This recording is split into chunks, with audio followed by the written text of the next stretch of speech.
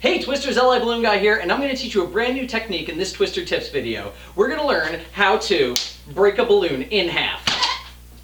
I can tell you this is one video I've really been looking forward to doing. I'm super excited because it's going to be a huge part of a lot of the balloon sculptures that I teach you in the next handful of videos. So if you're ready to learn how to break a balloon in half, go ahead and grab your balloons, stretch out those fingers, because we're going to start twisting now. Okay guys, let's get right down to it. This is a truly awesome thing I'm going to teach you. Whenever I go out and I twist balloons at a restaurant or a backyard party or some corporate event, there has never been a time where I've broken a balloon and somebody didn't go, do a double take and go, what did you just do? Did you just break that balloon in half? And then you get to go, yeah, I did. So go ahead and grab one of your 260 balloons. I'm actually going to teach you two different ways to break a balloon. There's the easy way, and then there's the one that's going to require a lot of practice. So the first way I'm going to show you, simply twist off a bubble of whatever size makes you happy. It's your world, I'm just living in it. Go ahead and twist off a bubble just like this. Take your two fingers, your little pinchers, and all of the force happens in between your fingernails. You're going to take your fingers and you're going to pinch through the bubble so that your fingernails touch. Cover your ears, it's going to get loud. All I did there was I brought my fingernails together and I just rubbed them together just a little bit. It takes almost no pressure at all. As soon as your fingernails touch through the balloon, it acts as almost like a scissor and it just snaps the balloon right off. The only thing I don't like about this technique that kind of forces me to not use it that frequently is that after you do this, there's really nothing left here. It shears it in such a way that it makes a very jagged nozzle on the end. And of course, whatever you had on the other side is gone. And there's a lot of times where we want to use the other half of that balloon. So now I'm going to show you the less easy way. It's going to take a lot of practice. It's sort of a knack thing. You're just going to have to get a feel for how you need to do it, and it's going to be kind of frustrating at first. But I swear the practice is worth the payoff. So let me try and show you this as best I can. Grab your balloon, and you're going to have your thumbs pointing at the ceiling. You're going to wrap your hand all the way around the balloon with both hands on both sides. Now you can see here, my thumbs are pretty much touching, and so are my index fingers. I want you to squeeze the balloon in the middle, pushing almost all the air out in between your thumbs and your fingers. Now go ahead and make a downward motion, and what that's going to do is it's going to kind of act as like a can opener or a fulcrum, and it's going to use that pressure to just snap the balloon right off. I'm going to go ahead and show you that one more time with a 350, which is a slightly larger balloon. So once again, go ahead and wrap your hands around the balloon. You want your thumbs and your fingers to touch around the balloon. Go ahead and squeeze all the air out of it, and go ahead and just snap it like you're cracking an egg almost, like you're just snapping it through. I'll show you that again, because I know it's going to be tough at first. I know you're going to be like pulling and yanking, and it's just not going to be breaking. And if that's the case, a lot of times, if you're pulling and you're yanking and you just can't get this thing to snap, what's happening is you've got too much space between your fingers and your thumb. You want to be like right on top of each other. And to be honest, it doesn't take a lot of force once you have your fingers correctly aligned. So I just wanted to take a moment and go over the breaking of the balloon real close up to make sure that you guys don't miss out on anything. I'm going to be using a clear balloon for you just so you can see exactly what's going on. There's no surprises, nothing hidden there. So all we're going to be doing, like I said, is you want to make sure that your thumbs and your fingers are really close together. As you can see, my fingers, my index fingers and my thumbs are actually touching here. You go ahead and squeeze all the air out of it, because that's really what you want to do, is make sure that there's no air in between, and then just give yourself, I don't know if you saw that, but there was practically no force involved there. It's just the slightest little tug. Oop. Ready? And just that, just a quick little rip. And I know there's probably people at home right now that are kind of cursing my name because they're having such a problem with this. But it really, once you get the hang of it, is not that bad. You just make sure your fingers are together, make sure that there's no air. You can see how I'm like stretching everything out right there. Oh, now I'm having problems. See? And just a quick little rip.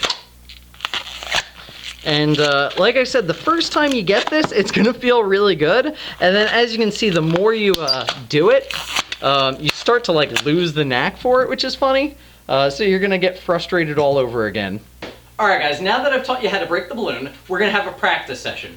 Go ahead and inflate a balloon and like give yourself whatever tail you feel comfortable. The tail at this point is not gonna be that important. Go ahead and twist off a small bubble. And you're gonna take the nozzle and you're gonna just tie a knot. And this almost creates an ear twist. This is a good way of creating an ear twist when you don't have a bubble on the other side. So go ahead and twist off your 1-inch ear twist and just tie it in a knot. Go ahead and squeeze the balloon and break it off. And since we tied a knot around our ear twist, it's not going to deflate. What's really cool is if you're ever twisting a balloon, I use these a lot for like noses on balloons.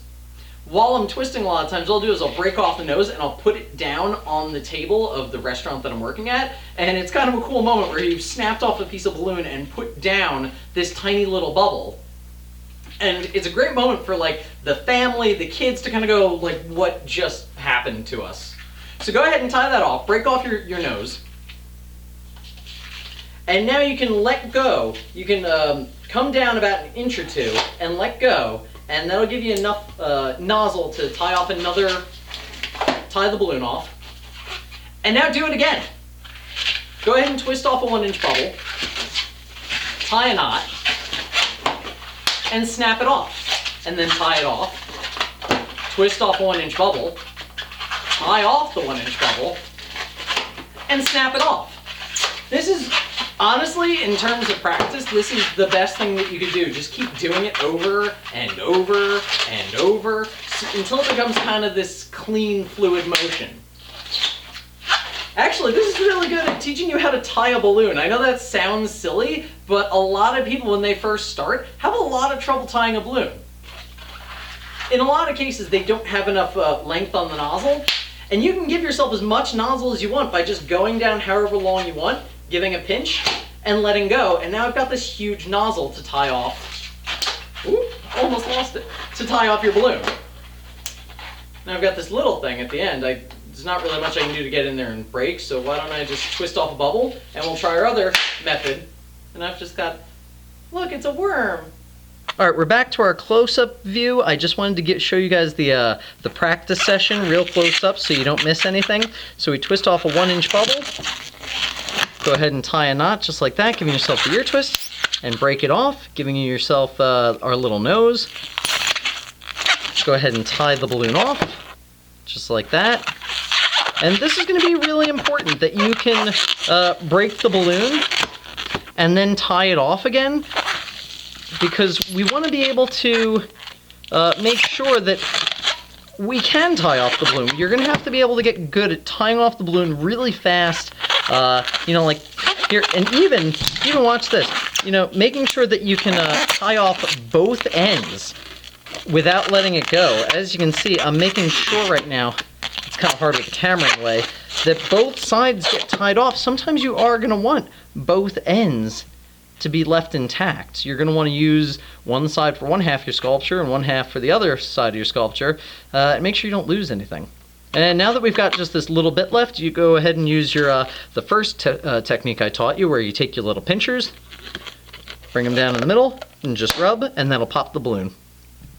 That's our video today, guys. I hope you had a good time. I hope this is really good information for you, and it wasn't too difficult for you to learn how to do. Let me know down in the comments, though. Are you guys balloon ninjas now? Are you able to break the balloon with ease, or are you still having trouble? If you guys are having any trouble, obviously put your questions down below in the comments. I will gladly get back to you just as quick as I can.